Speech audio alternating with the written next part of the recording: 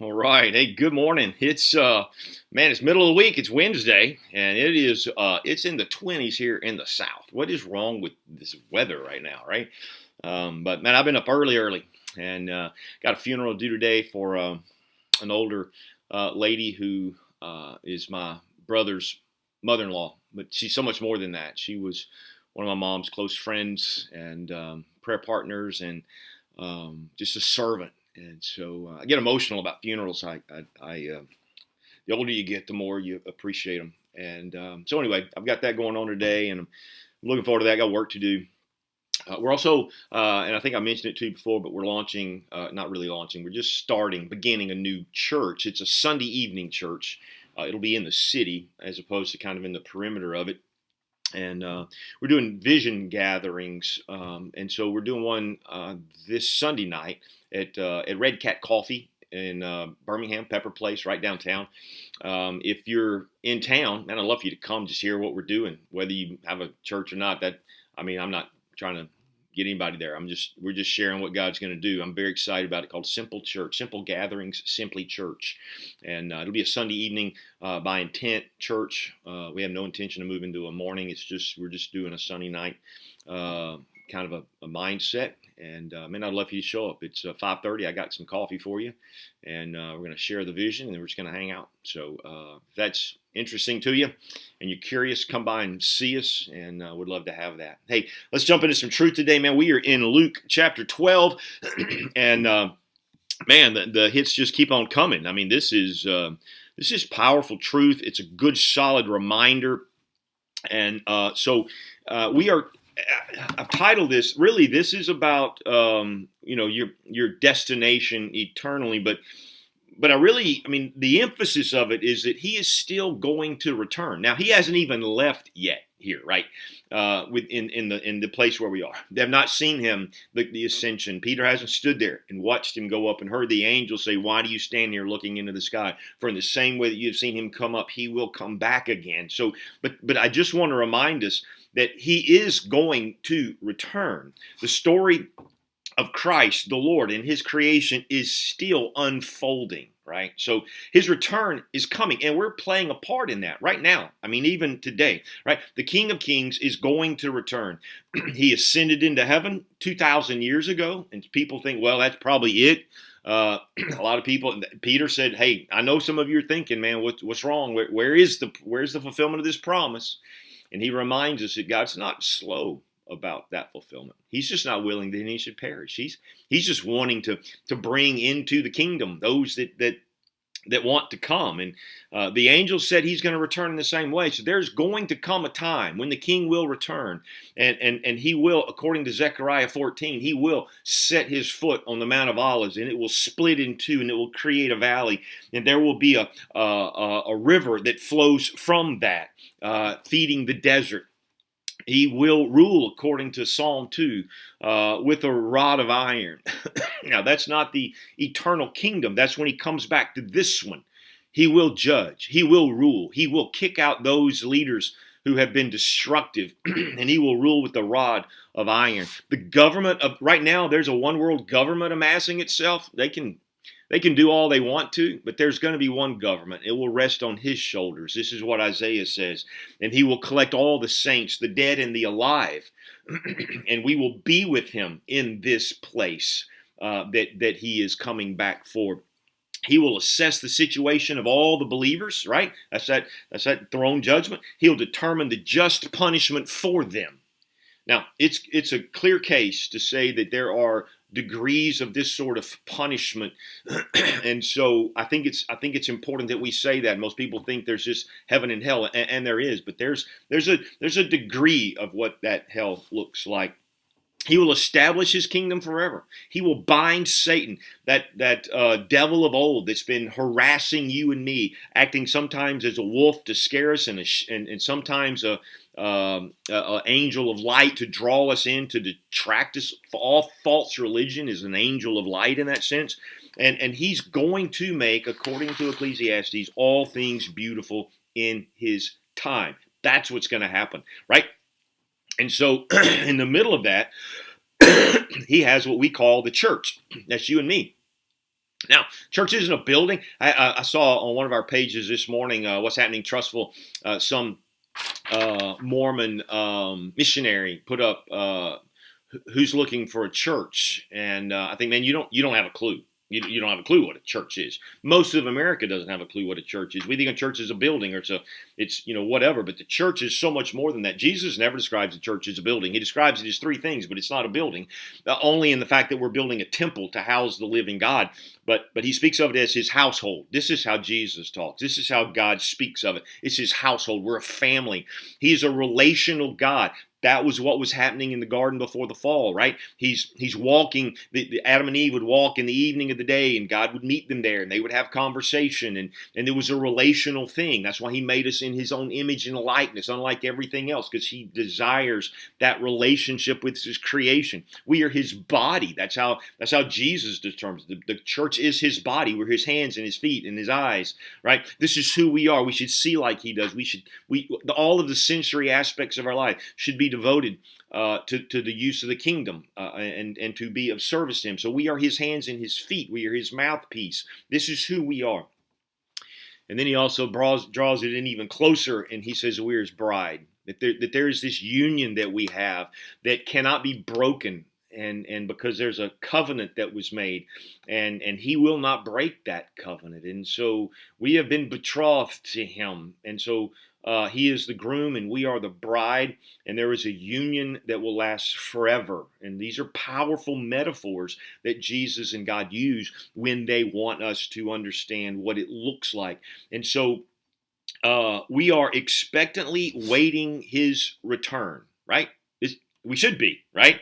We will, when he returns, we will get an incorruptible body, saturated with true righteousness and true holiness. The power of sin is already gone. The penalty of sin is already gone, but the presence of sin is still with us. And at that moment, our bodies will inherit an incorruptible body, and our spirit will be done with sin forever. We will enjoy an incredible feast with him. These are the things that we look forward to. He's coming back. These are the things. We will glance and marvel at creation subdued by the King of Kings. And we'll see the lion lay down with the lamb. And we'll see creation as it was meant to be. No more groaning underneath this weight of sin that man brought to it. And we will serve under his rule in the new heaven and new earth, this paradise made new. It's going to look vastly different. Our story today that we're telling is a continuation and a deepening of the story that he's been telling. Now, let me read to you the story that he's been telling, and because then Peter's going to interject a question, which is really a question that you and I can join him in. And so it says this. He says, be prepared. Now, he's already told us about how to do that, right? We're not going to allow the greed and the hypocrisy of the Pharisees to go into to have an association with us. We are going to be people of day and not night. We are going to be people who care for others. We saw that list. We talk about it all the time. Then he comes in verse 35 and he says, there was in the middle of that conversation, someone said, hey, about the inheritance thing, man, tell my brother to divide his with me. And that's when Jesus goes into about worry and don't be anxious and don't worry and don't fear and that we should be storing up treasure in heaven, not worried about what's going on the earth. That this thing is fleeting. We're on a sinking ship here. And so we just keep sending our resources to heaven. We do that by how we live this life here and what we do with the possessions that God has entrusted to us, much like a servant who is caring for the house of the master while he's away. That's why Jesus drifts into that story, which we looked at yesterday, and I'm going to read it to you now. It says this, be prepared and keep the lamps lit. You are also to be like the people who are waiting for their master when he returns from the wedding feast, so that they may immediately open the door for him when he comes and knocks. Blessed are those slaves whom the master will find on alert when he comes. Guy's gone off. He's coming back for a big wedding feast, and everything should be ready by the time he gets back. Everything decorated, everything in its place, spotless, all of that. And so they should be ready for when he knocks on that door. Blessed are those slaves whom the master will find alert when he comes. He's going to knock on that door. Somebody's going to be there, going to be dressed, and they're going to be ready to go. Somebody else is still trying to put their pants on, and they're trying to wash their face because they're like, I didn't know what was happening, though they did. And he says, he said, truly I say to you that he will prepare himself to serve and have them recline at the table, and he will come up and serve them. Those that are ready, when he opens in, hey, listen, we got just enough time. I want to serve you. Everybody come to the table, right? And he just begins to serve those who were faithful to serve him. Are you grabbing this picture? And then it says, and he will come up and serve them, whether he comes in the second watch or even the third, and finds them. So blessed are those slaves. Listen, it doesn't matter whether they were first century believers, whether they're 21st century believers. It doesn't matter. He's going to come back, and those who were waiting and ready until their dying breath, they were waiting and ready. Those are the ones that are blessed to have been called his servants. And then he says this in verse 39, but be sure of this, that if the head of the house had known at what time the thief was going to come, he would not have allowed his house to be broken into. You too be ready. Listen, you don't know when he's coming back. You can't go, well, he probably won't come back to the third watch, so I'm just going to waste my day, and about 10 minutes for the third watch, I'll start cleaning up. He's like, that's not the way it works. You too be ready, because the Son of Man is coming at an hour that you don't think he will. Now, then Peter, hearing all of that, goes, Lord, I got a question, right? Verse 41. Are you telling this parable to us? Because this sounds a little scary. Are you telling this to us or to everyone else as well? I mean, what's the story here, right? And so this is where we find ourselves. There's danger, and there's warning, and there's judgment in this story. And Peter's like, I'm a little concerned. I mean, you said not to worry, but all of a sudden I'm a little worried. Is this parable for me or are all of those people? Jesus responds by not answering the question. It's almost like, well, Peter, you tell me. Who's it about? Listen to what he says. Peter said, Lord, are you telling this parable to us or to everyone else as well? And the Lord said, you tell me, Peter. Who then is the faithful and sensible steward whom his master will have put in charge of his servants to give them their rations at the proper time? Who's the faithful servant here that has the resources, that's been charged to carry them out and to take care of all of the other servants and give them their rations at the proper time? Blessed is that slave whom his master finds so doing when he comes. Truly, I say to you that he will put him in charge of all his possessions. So he said, hey, Peter, do you think you identify with this guy? You want to know what this story's about? Yeah, you tell me. So here's what he says. There is a faithful, sensible, that is someone who is wise, who is awake, who is alert. There's someone who is faithful. They're always going to be doing that which they are assigned. They're just faithful, right? So there is a faithful servant. They're sensible. They're woke, if you will. They're wise. They know, they perceive that, hey, listen, we got a job to do. He's coming back. They didn't forget it and get carefree like our kids do. Hey, you need to clean the room up before I get back, and they forget, right? This isn't that. This is a faithful servant. This is a wise servant, and they're caring for the serving of those in their sphere, right? So they've got people under them, and so they're caring for them. When I hear this, when I read this, I think this is you and me. We've been entrusted with the gospel of Christ. We've been entrusted with salvation, and with then becoming like him. And so we too ought to be caring for the least of these. He did, and so should we. In fact, when he comes back, that's what he says, I'm looking for. Come on in, man. Good job. You were taking care of the poor. You took care of me when I was poor. You took care of me when I was sick, when I was in prison. They go, Lord, when did we do that? I didn't see you. Whenever you did it to the least of these, you did it for me. And so this faithful servant who's wise and understanding that we need to redeem the time, they're caring for the least of these. They're one anothering each other, right? This is what's going on. This is the blessed one. Is that you, Peter? I guess the question for us is that you? Listen, you can get so caught up in your world, your family, your stuff, that you forget that you're not here for you. We exist to serve him by serving the least of these. And so there ought to be a healthy portion of your life and of my life that is caring for the least of these.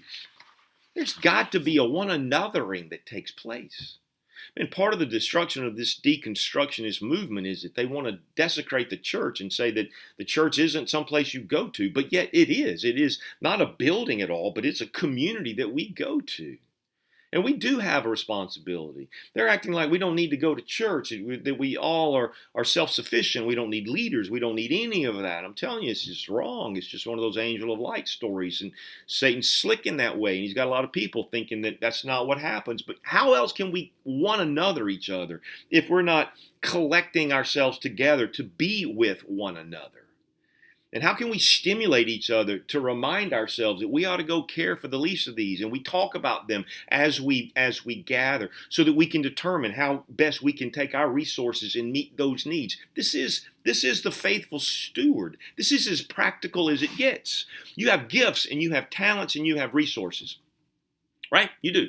Each one of us have been given a manifestation of the Spirit by God, to each one of us. That's happened. You have a gift. If you're a believer in Christ, I have a gift. I have talents, just like you have talents.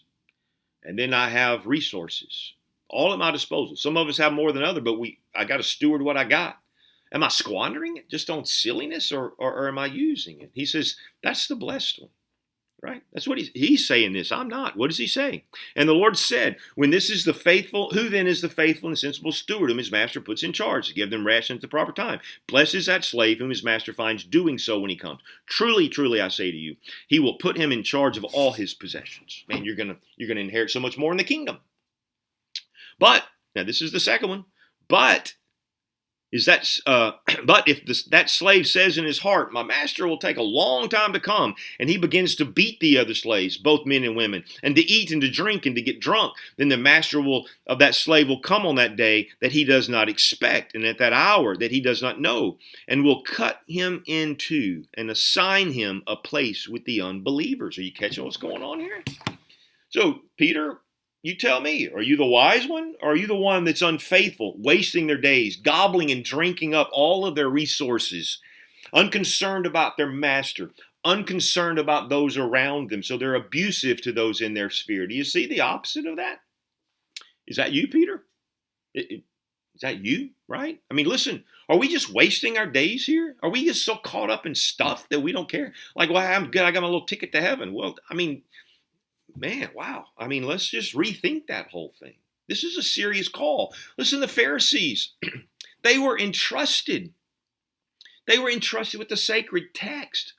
They weren't using it to encourage and to bolster up Israel, were they? They were using it to beat them with.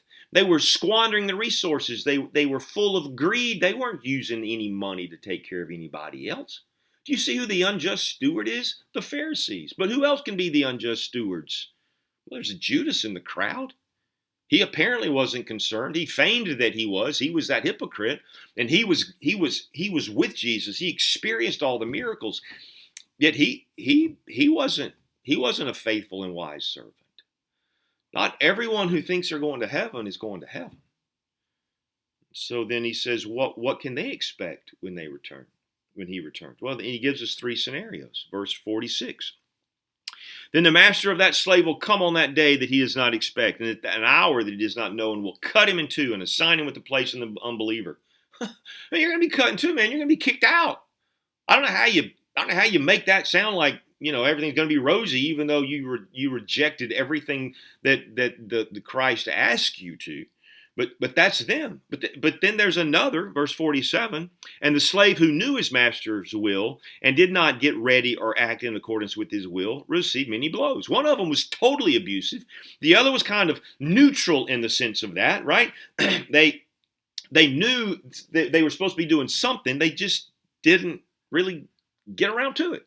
They had great expectations. I intend to, but they never did. Many blows. And then you come to the 48. And it says, but the one who did not know it and committed acts deserving of a beating will receive only a few blows. Now, some people, maybe they've never even heard the gospel. They know that they should be doing something, but they're clueless. Well, their blows are less severe, just a few blows. Then he says this, and we're going to finish. From everyone who has been given much, much will be demanded. And to whom they entrusted much, of him they will ask all the more. From everyone who's been given, much, that would be Pharisees, Sadducees, everybody, much is demanded. Question for you and me is, what are we doing with this resources that God's blessed us with? Lord bless you. I'll see you in the morning.